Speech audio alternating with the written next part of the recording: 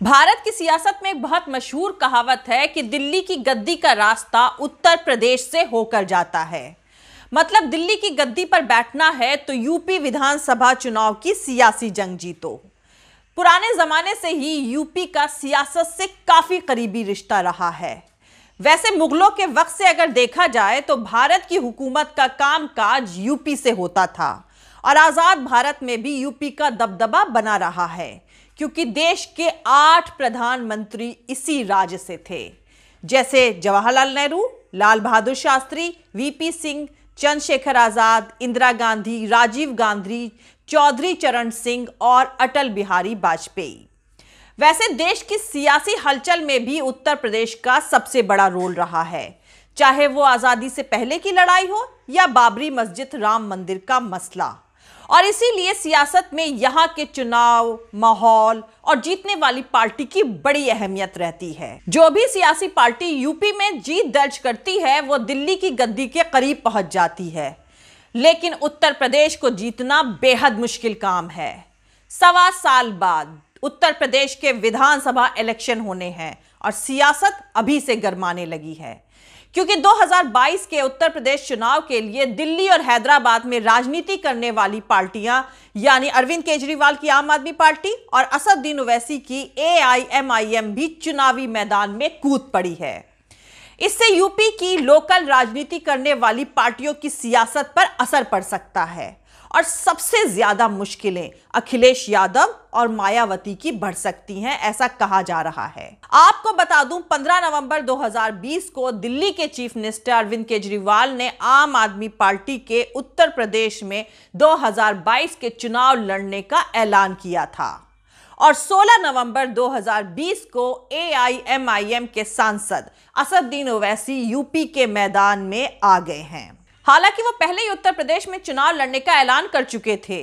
असदुद्दीन ओवैसी ने लखनऊ में उत्तर प्रदेश के एक्स कैबिनेट मिनिस्टर और सुहेल देव भारतीय समाज पार्टी यानी सुभासपा के प्रेसिडेंट ओम प्रकाश राजभर से मुलाकात करी और साथ मिलकर उत्तर प्रदेश में होने वाले इलेक्शन में लड़ने का ऐलान किया।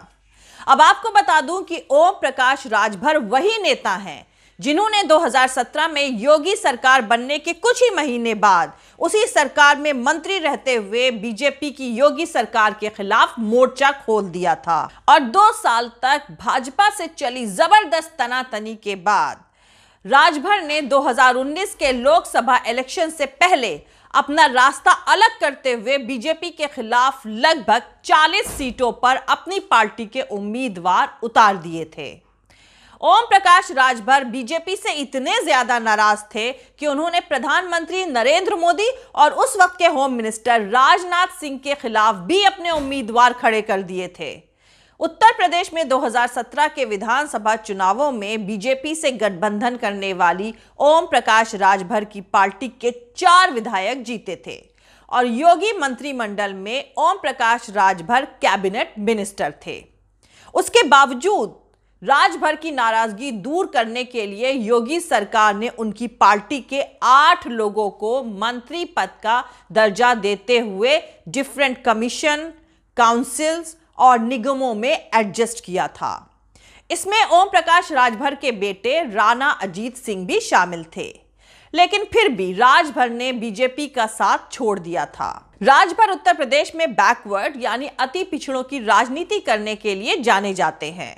दूसरी तरफ ओवैसी ने भी बिहार इलेक्शन के बाद हैदराबाद नगर निगम के चुनाव में इस बात को साबित किया है कि मुस्लिम वोटर्स उनके साथ खड़े हैं। वैसे बिहार चुनाव में बने ग्रैंड डेमोक्रेटिक सेक्युलर फ्रंट में भी ओवैसी और राजभर एक साथ थे, लेकिन राजभर खास तौर से यूपी की ही सियासत करते हैं। इसीलिए असदुद्दीन ओवैसी के साथ उत्तर प्रदेश में मिलकर चुनाव लड़ने से उत्तर प्रदेश की राजनीति पर गहरा असर पड़ेगा, इस बात से इनकार नहीं किया जा सकता है। वैसे तो उत्तर प्रदेश के विधानसभा चुनाव में 1 साल से ज्यादा का वक्त है, लेकिन राज्य में सियासी गोलबंदी अभी से ही शुरू हो गई है। सुहेल देव भारतीय समाज पार्टी के प्रेसिडेंट ओम प्रकाश राजभर इन दिनों उत्तर प्रदेश के सियासत के नए खिलाड़ियों को एकजुट करने में जुटे हैं। पिछले 3 दिनों में 3 बड़े नेताओं से मुलाकात कर चुके हैं। पहले ओम प्रकाश राजभर और एआईएमआईएम चीफ असदुद्दीन ओवैसी की लखनऊ में मुलाकात हुई थी। फिर उसके बाद ओम प्रकाश राजभर ने पुराने समाजवादी और इस वक्त के प्रगतिशील समाजवादी पार्टी के मुखिया शिवपाल यादव से मुलाकात करी और फिर शुक्रवार को आम आदमी पार्टी के राज्यसभा सांसद संजय सिंह के साथ लखनऊ में मुलाकात करी। तो दोस्तों, कुल मिलाकर उत्तर प्रदेश विधानसभा चुनाव 2022 से पहले असदुद्दीन ओवैसी और अरविंद केजरीवाल की पार्टियों के चुनावी मैदान में उतरने के ऐलान के बाद लखनऊ में सियासी हलचल तेज हो गई है और उत्तर प्रदेश की सियासी हलकों में सबसे ज्यादा चर्चा इस बात की है कि क्या ओम प्रकाश राजभर और असदुद्दीन ओवैसी के गठबंधन के साथ अरविंद केजरीवाल और शिवपाल यादव जुड़ेंगे और क्या मायावती इस गठबंधन से कोई समझौता कर सकती हैं। अगर अरविंद केजरीवाल और शिवपाल यादव असदुद्दीन ओवैसी और राजभर के साथ आते हैं तो इससे समाजवादी पार्टी, कांग्रेस और बहुजन समाज पार्टी की कितनी मुश्किलें बढ़ेंगी। बीजेपी को इससे फायदा होगा या नुकसान, आगे बताऊंगी। लेकिन उससे पहले जो लोग मेरे चैनल पर नए हैं वो मेरा YouTube channel political Tamasha with doctor Arshi को सब्सक्राइब करके वहां पे लगी बेल आइकॉन को जरूर दबा दें ताकि आपको हमारे आने वाले हर वीडियो की अपडेट्स मिलती रहे। और दोस्तों, अगर आपको हमारा काम पसंद आता है, हमारे वीडियोस पसंद आते हैं तो www.patreon.com/dr अर्शी खान पर जाकर डोनेट करके आप हमारे काम को सपोर्ट कर सकते हैं। तो चलिए शुरू करते हैं। ओम प्रकाश राजभर पिछले 1.5 साल से उत्तर प्रदेश में छोटी छोटी सियासी पार्टियों को एक साथ लाकर अलायंस यानी गठबंधन बनाने की कोशिशों में जुटे हुए हैं। भागीदारी संकल्प मोर्चा के नाम से बनाए गए इस गठबंधन में वो अब तक 8 दलों को जोड़ चुके हैं। इसमें उनकी अपनी पार्टी सुभासपा के अलावा पूर्व मंत्री बाबू सिंह कुशवाहा की जन अधिकार पार्टी, कृष्णा पटेल का अपना दल, ओवैसी की एआईएमआईएम और उत्तर प्रदेश में दलितों की आवाज बनकर उभर रहे चंद्रशेखर रावण की पार्टी आजाद समाज पार्टी सहित कुछ छोटे दल शामिल हैं।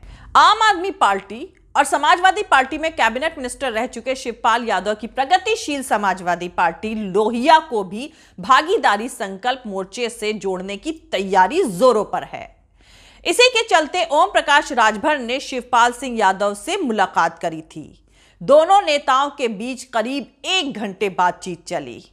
इस मुलाकात के दूसरे ही दिन ओम प्रकाश राजभर ने आम आदमी पार्टी के राज्यसभा सांसद संजय सिंह से लखनऊ में मुलाकात करी। लखनऊ में जुमे यानी शुक्रवार की रात को ओम प्रकाश राजभर और आम आदमी पार्टी के सांसद संजय सिंह के बीच काफी देर तक बातचीत हुई।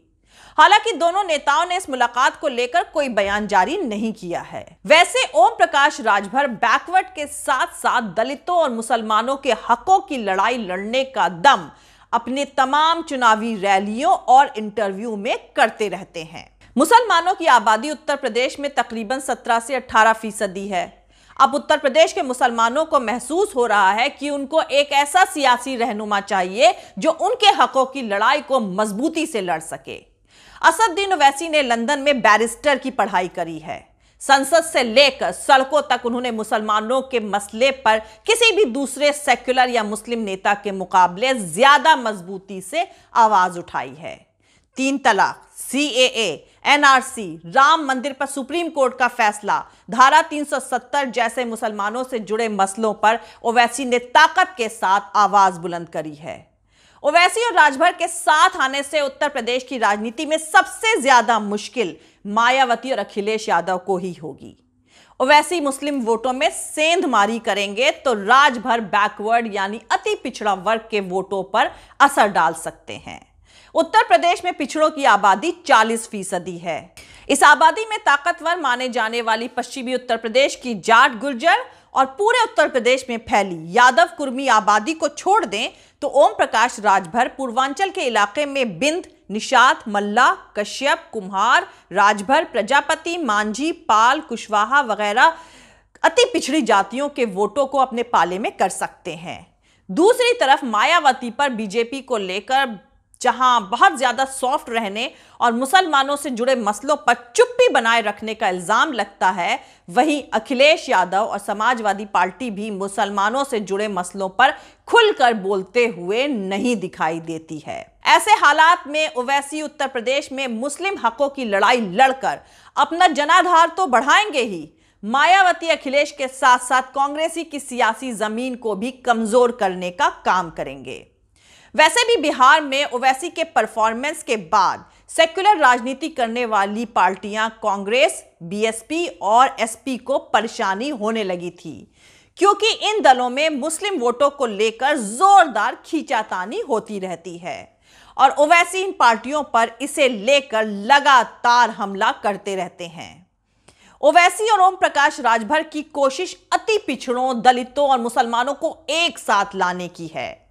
अगर उत्तर प्रदेश में दलित चंद्रशेखर रावण के साथ, मुसलमान ओवैसी के साथ और अति पिछड़ा वर्ग राजभर के साथ जुड़ता है और आने वाले वक्त में आम आदमी पार्टी और शिवपाल यादव की प्रगतिशील समाजवादी पार्टी लोहिया भी इस राजभर के भागीदारी संकल्प मोर्चे के साथ जुड़ती है, तो यकीनन से ये एक ऐसा अलायंस यानी एक ऐसा गठबंधन होगा जो कई सीटों पर चुनाव के नतीजों को बदलने की काबिलियत रखेगा।